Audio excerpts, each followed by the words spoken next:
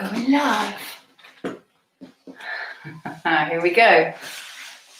Live on a Sunday morning. So the clocks went back. I thought it would be a good idea to come on here and do a session. Because really it's 10 o'clock. I think. But it's 9 o'clock, according to your clock. Unless you've changed your clock in the kitchen and in the car. You get a shot later when you go out. And by the time it gets this afternoon, it's all gone like, not quite sure what time it is. Water.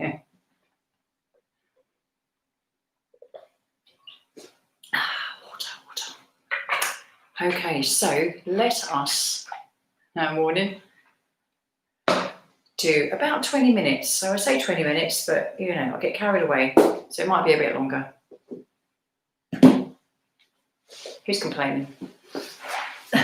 So as always, when you're doing something like this on social media, there's a scrolling thing that says, be safe and work within your limits and all that stuff. So obviously use your brain. And if anything that we do hurts, I want you to stop. Don't work through pain. So, just being aware of things. Yes, increasing your awareness. The first principle of Pilates is awareness. Awareness of your body and what it's telling you. Oh, lovely. I can't really see what I'm doing now, but there you go. I've got an idea of what's going on. So you're going to start lying on your back and bend your knees. Lovely. So you're doing that right? Can I see you? So if your knees are facing the ceiling and your feet are standing. So if you were standing up, that's exactly how your feet would be. Can you notice your feet? So we shove our little feet in shoes and we don't really pay attention to them. Excuse me. So can you notice for a moment your toes? Can you lift and lower your toes without your feet moving? Can you just lift and lower your toes without your feet doing anything else? Can you do that? Can they all lift at the same time? And can you let your toes relax and just bring the awareness to the ball of your big toe, the ball of your little toe, and your heel? Could you have awareness of those 3 points like a little tripod underneath your feet? Ball of the big toe, it's there. Ball of your little toe, she's there. And your heel, middle of your heel. Sometimes we have a foot that has a higher arch or a flatter arch, and we rest more on the outer edge if you've got a higher arch. And if you've got a flatter foot, you tend to rest more on the inner part. So you have more weight on the inside of your heel and on the big toe. So that will affect what's going on the back of your heel, in your ankle, in your knee, in your hip, all the way up into your neck.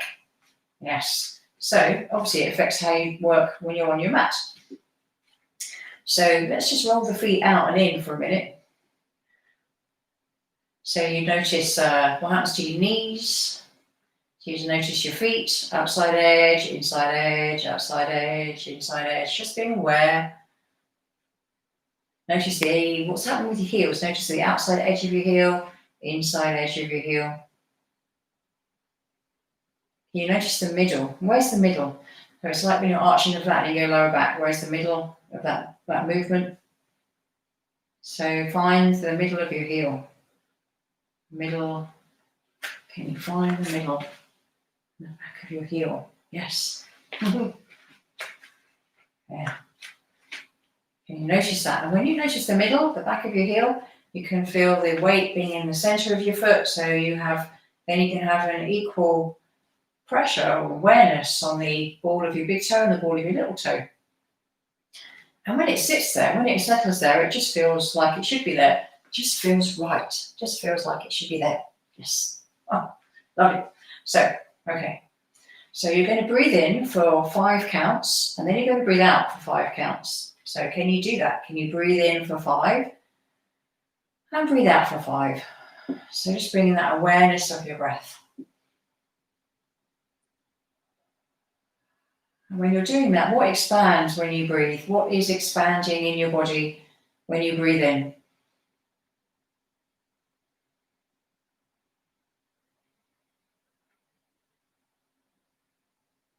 Maybe it's your chest. Maybe it's your belly.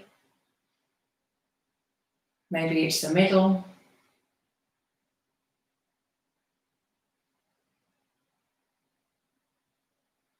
Can you allow your chin to stay down towards your throat as you do that?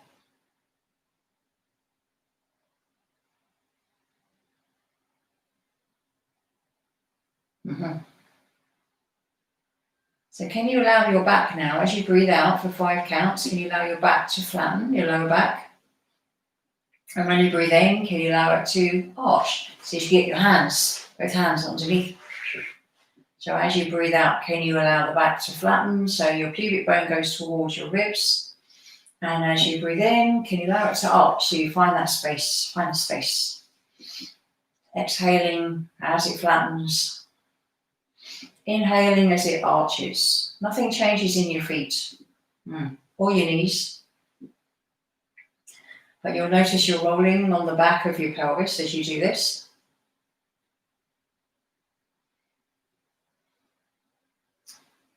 So you're going to notice where your halfway is, like you did with the heel. So between a flat back and between an arch back. So when you arch, you notice your ribs lift, you have all this space here. So you're finding the middle point. So if you have water in your navel, it would be level. Or coffee, it's time in the morning, or a cup of tea. So we're going to keep this as it is. So if you find it tricky to keep this level navel and yourself in your neutral position with your pelvis, you might want to put something underneath your head, a blanket or a towel, especially if your chin drops back like that, because you'll be tightening up your neck and overworking that part of your body, and that would be quite tricky to keep the pelvis in that position. So your ribs stay down, chest is wide, chin towards your throat. And you're going to pick up one foot. So next time you breathe in, for 5 counts, you're going to pick up one foot, breathing in, and breathing out as it goes down. And then you're going to change sides. We've got to think about it now. Breathing in as you lift, and breathing out as you come back down. Changing sides. Breathing in when you lift. I'm going quite slow. Okay, it's Sunday. I'm going slow. Slow on a Sunday, we should call these hill sessions. Can you go slow on a Sunday? But it increases your awareness, gives your brain a chance to catch up. Gives your brain this feeling that it can actually start to notice what is happening in your body. Are you allowing the breath to flow? Are you keeping soft in your face, in your shoulders? Is your pelvis level?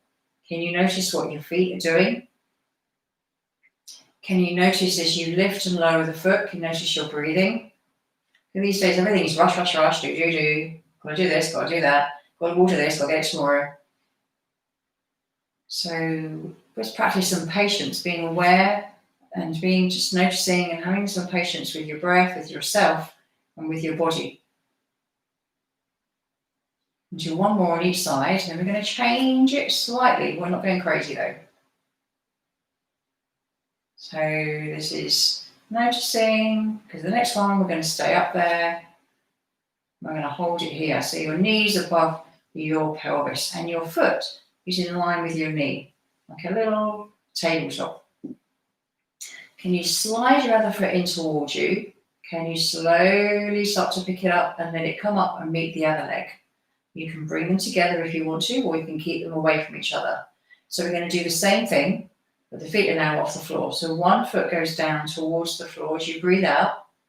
And as you breathe in for 5 counts, you come back up. 2, 3, 4, 5, and change sides. Breathe out. 1, 2, 3, 4, 5. Breathe in, come back. 1, 2, 3, 4, 5. Breathing out, change legs. 1, 2, 3, 4, 5. Breathe in, come back. 1, 2, 3, 4. Other side, breathing out, going down. 1. Going down, do. Are you being served? Came into my head just then. So as you're doing this movement, being aware that your chin is still down, your chest is wide, your ribs are down, your level navel still happening. And that depends really what's going on with your abdominals, with your back, with your breathing, with your hips. You don't have to go all the way down to the floor with your foot, especially if you feel your ribs lifting or your chin lifting. You're going as far as the rest of the body's going to allow you to go. I know. That's that awareness, being precise, noticing your breath, observing. So we're doing one more. Just want this last one on this leg. And then hug your knees in. Okay, so we're going to keep the right knee hugged in, the left leg rest back down, and take the foot out to the side a little bit. You're going to pick up this foot, the right foot, so it's back in line with your knee. So just imagine on the ceiling, you've got a clock face or a compass, and you're going to go around, you're going to come across first, you're going to go around the clock face with your knee. So the one leg circle, going around with your knee. So it's as if you're stirring a bowl. This is the spoon, the femur, and your bowl is the pelvis. So go around one more time, and then reverse the circle. So if you find it tricky, the opposite leg, so as you reverse that circle, if your pelvis wobbles a little bit, this opposite leg can go out straight and wider, and that can help stabilize your pelvis, or it can be bent, depending on how you feel. How stable does your pelvis feel? So bringing this right leg down, rest it. Picking up the outer foot, come across the body, go down, around, and come back. So thinking about that clock face or that compass on the ceiling.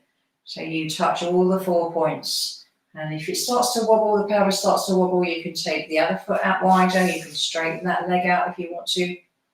Keeping the chin down. And then reverse your circle. Go back the other way. Does it feel the same as it was on the other side? Or does one leg feel like it's drawing a square more than a circle? Just noticing what's happening on this side, this leg. And then let this foot come back down and rest. Roll yourself out. Actually, no, let's stay here for a second before we come up. So let your hands rest on the floor. Take your chin down towards your chest and just lift your head as if you're looking to the horizon. Your hands lengthen down towards your toes and then come back down. So drop your chin, let your eyes see the horizon, and you start to lift your shoulder blades off the floor, and then you come back down. Notice your shoulder blades, the top of your shoulder blades resting. Rest your toes, drop your chin, let your forehead feel like it's going to go through your legs, and then come back down. So breathe out as you lift the head, drop the chin, forehead feels like it's going to go through the knees, and then come back down. So your hands are flat, and the fingertips are just tracing that line down the outside of the mat or the inside of the mat, wherever they go. Can you stay heavy on the back of your pelvis so your tailbone is still down, you're not lifting your tailbone, you're not squeezing your glutes. Rib cage softens and your chest softens. Chest bone softening down towards the mat. Can you do one more? If you feel like doing one more, let's go. Whoa. Lovely. And then bring the feet and the knees together. Let them drop to one side. Take your hands over and use your hands to push yourself up. Lovely. Sort your hair out. I'm going to move it out of the way because I don't need it. I'm going to do rolling like a ball. So come towards the front of your mat. This is one of those like Marmite exercises. You love it or you hate it. So we're going to start with the hands underneath the knees. So if you've got a little bit more of a curve in your lower back, you might not be able to come back up again and rolling like a ball. It can feel a little bit of an effort. So start your movement here by tucking under and coming back up. So feeling that the pubic bone is coming towards your ribs. So there's your navel and there's your lower back. So feel you've got a piece of string pulling you through and it pulls you back. So you rock to the back of your sit bones and then you come back up onto your sit bones, losing a little bit of the curve. So when you roll, you're rolling like a pound coin, not like a 50p piece. And noticing what's happening to your chin. So your chin stays down, so you keep this curve. As you tuck under, the pubic bone comes towards your rib cage, and you start to pick up, and go a bit further forward, you start to pick up your feet and you find your balance. And then you start to feel as if you're going, and then you come back up. Apparently, you come back up. Now, it can be harder if your hands are in front and resting on either the shins if they don't reach the feet. Try to hug your ears, because we've now made it a lot harder because you can't move your legs now. You're trying to keep this position here between the heels and your sit bones.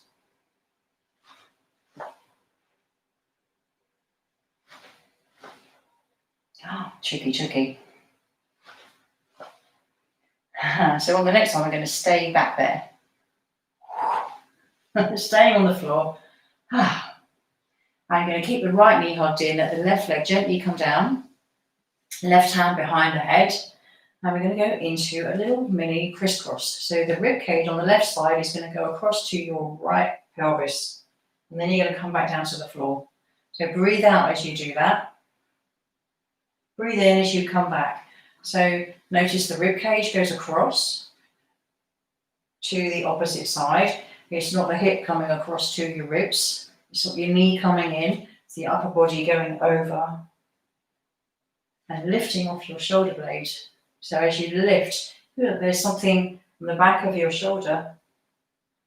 There's a little mini you behind you, picking you up and just gently pushing your shoulder blade over towards the other leg, but supporting you as you come back down. And then change sides, let that leg go. Right hand behind the head as you hold the left knee in, and gently going over with the right rib cage towards the left side of your pelvis. Breathe out as you go. Breathe in as your shoulder blade gently helps support you as it comes back. So shoulder blade talking to the ribs, talking to your neck. Let your eyes follow where you're going so you can see the direction across the outside of the knee. Last one on that side. And then let the knee come back down, let the knee come down. Rest your head. Bend your knees, roll yourself over onto your front. Onto your front. And you're going to rest here with your hands underneath your forehead. Put your right hand on top. So before we work on the middle of your back, working on the back muscles, I'm just sitting up like this so you can hear me. So I'm not talking into the mat. Work on breathing into your lower belly. So notice where your lower belly is, below the space between the navel and your pubic bone. Can you breathe into that space? So when you breathe in, the lower belly expands.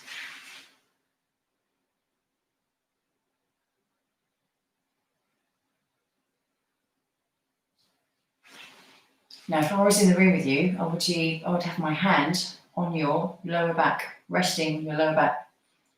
So imagine that is happening, or if your shoulders feel like they could do it, you can put your hand around onto your lower back. Your palm would be facing the ceiling, so your elbows relaxed. And can you breathe into your hand?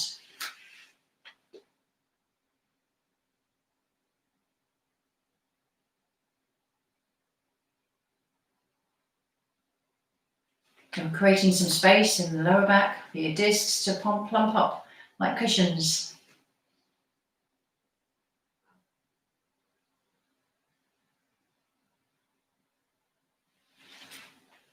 Okay, so bring your hands back underneath your forehead. So notice your legs feeling equal and the front of your feet feeling equal. Your right hand is on the top, forehead resting on your right hand. So you're going to start to let your right elbow, just lift and lower without anything else changing, just the elbow. Just lifting and lowering that right elbow. But notice as you do that, what's happening to your right shoulder blade. Notice your right shoulder blade moves towards your spine as you lift and lower the elbow.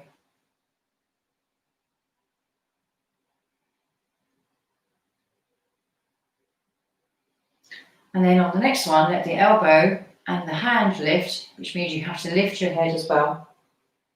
Upper body comes off the floor, and then you come back down. Now breathe in, elbow, hand, head, lifting. Breathing out as you come back down. So notice as you lift and lower, how much of your chest bone comes off the floor. It might just be the first top bit of your chest bone. It might be all of your chest bone.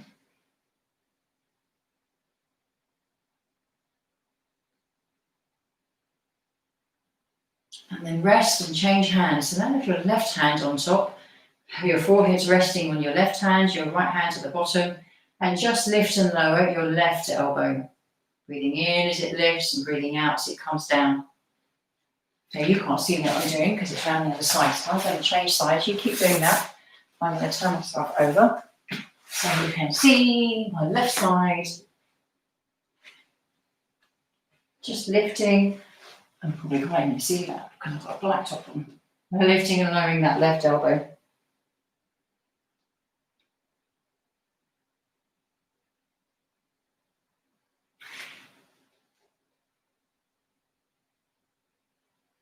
Then can you notice that left shoulder blade going towards your spine? Does it feel different to your right side? And then on the next one, let the elbow, the hand and the head lift as you breathe in and breathe out as you come back down.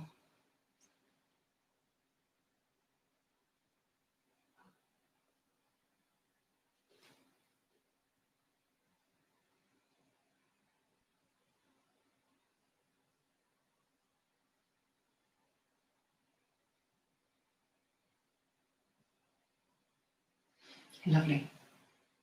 And then rest. So gently push yourself up. Come into child's pose position. So toes, big toes together, knees away from each other. And come and rest down. Walk your hands forward. You can let your chest bone drop towards the floor. Now if you find it tricky to get down here, you can put your hands underneath your forehead or a blanket. So your forehead can rest.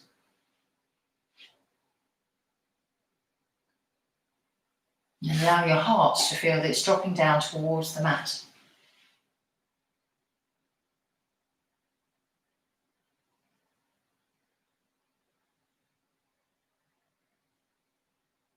And then slowly roll yourself back up.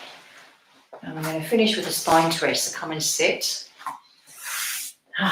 Now, if like me, you've got a bit of a straight lower back, sitting tends to be a little bit like that.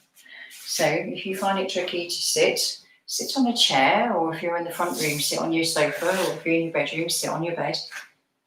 But if you're on the floor, you can get yourself a couple of books or a rolled up blanket or a towel and sit on the front edge of that, and it tilts your pelvis forward. So it goes from being like that to being like that. It's a whole different ballgame when you sit on your sit bones. That rebalances your hips and your spine, your shoulders, your head. Lovely. But if you find it tricky to sit like this on the floor, then please sit on a chair, on your bed, on the sofa. Lovely. And you don't have to sit cross-legged, you can have your legs out in front of you. I just like to sit like that. So you're going to bring your hands together into the prayer position and put your thumbs on your chest bone, on your sternum, and you're going to turn to one side and then come back to the center and turn to the other side. So have an awareness of your sit bones. How are you sitting? Are you on your sit bones with your tailbone off the chair or off the floor? And can you have your eyes following the direction you're going in? So the idea of having your thumb here on your chest bone means that you don't just do this with your arms and you think, yeah, I'm moving, and nothing's moving from here. Yeah, I see that. I see that. So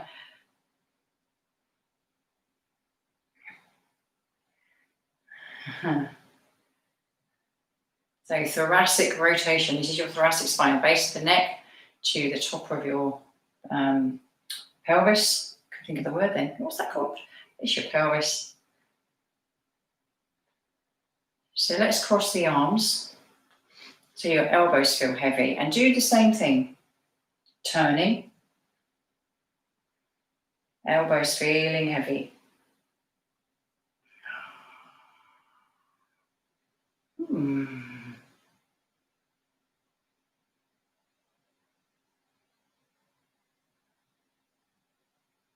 So if you tend to arch your back and try and get there, or you've got shoulder issues, this is quite a nice one to do. Itchy nose. Do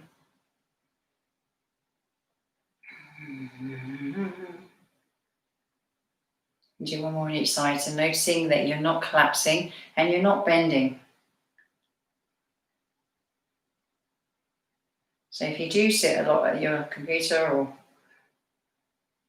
you're driving or reading or doing any kind of craft like sewing, knitting, drawing, painting, we tend to sit quite a bit in the same position. Every now and then, say every 20 minutes, setting a timer on your laptop or on your phone to do some rotations to free up the spine and free up your shoulders. And you can make it a little bit more tricky by letting your head go in the opposite direction. Can you look over your shoulder? Keeping that chin level. We'll do a whole lesson next week on the spine twist. It's really a lovely move. It looks very simple. When I first started learning Pilates, I thought, spine twist is too simple. How wrong was I? It's really complicated. Lots of stuff going on with rotation. The muscles that help you rotate, and the obliques, and the pec minor, and the neck muscles, and stability here in your pelvis. Lots going on. So let us finish with a little bit of just focusing on calming down. Nervous system has been quite a gentle session. So you're going to put one hand here at the top of your chest bone and the other hand here at the lower part of your chest bone, because your chest bone is quite big, isn't it? You can have your little finger at one end and your thumb at the other end to get that expansion of your chest bone. It's long. And then just breathe into the space between your hands. Close your eyes if you want to.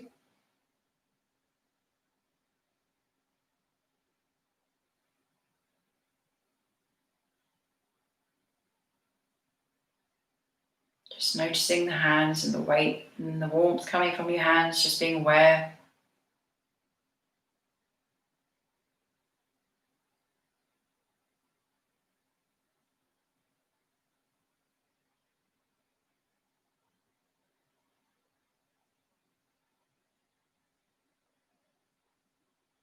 And we'll do this for 1 more minute, just of noticing the space and the awareness of your breath without changing it at all, just noticing.